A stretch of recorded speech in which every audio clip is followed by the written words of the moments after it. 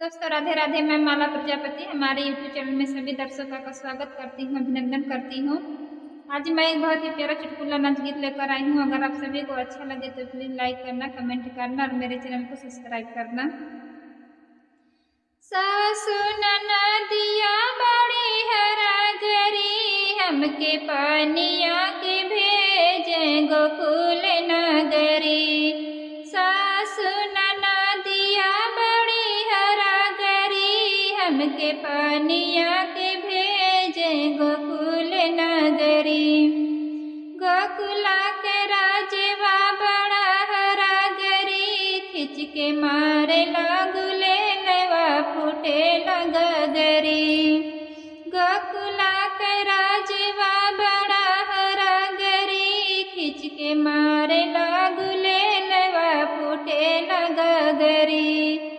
फूटे लगरी, हाँ फूटे लगरी, तर भीजे लहंगवा ऊपर चुनरी।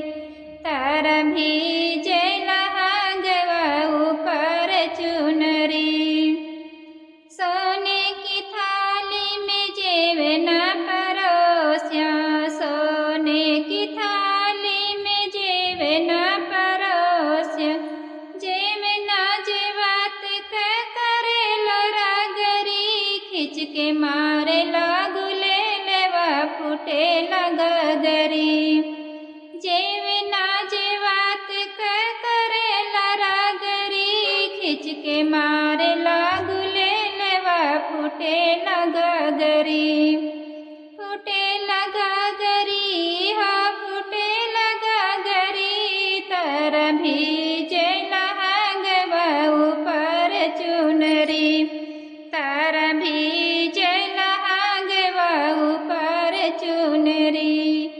सासु ननदिया बड़ी हरागरी, हमके पानिया के भेजे गोकुल नगरी।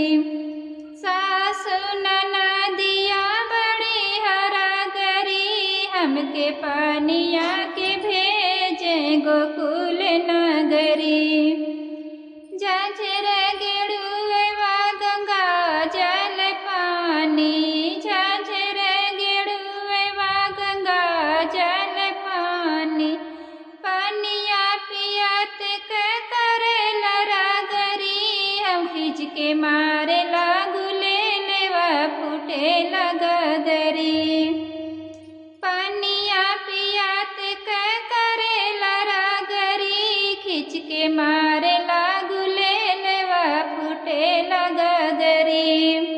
फूटे लगरी, हाँ फूटे लगरी, तर भीजे लहंगवा ऊपर चुनरी। तर भीजे लहंगवा ऊपर चुनरी। सासु ननदिया बड़ी हरागरी, हमके पानिया के भेजे गोकुल नगरी। सासु ननदिया बड़ी हरागरी, हमके पानिया के भेजे गोकुल नगरी। लवंगा इलायची कबीरवा जरावली, लवंगा इलायची कबीरवा जरावली। बीरवा कुचात करे लरागरी, हमके बीरवा कुचात करे लरागरी, खिंच के मारे लागुले लेवा फूटे लगरी। खिंच के मारे लागुले लेवा फूटे लगरी। फूटे लगरी, हाँ फूटे लगरी, तर भीजे लहंगवा ऊपर चुनरी। तर भीजे लहंगवा ऊपर चुनरी। सासु ननदिया बड़ी हरागरी, हमके पानिया के भेजे गोकुल नगरी। हमके पानिया के भेजे गोकुल नगरी।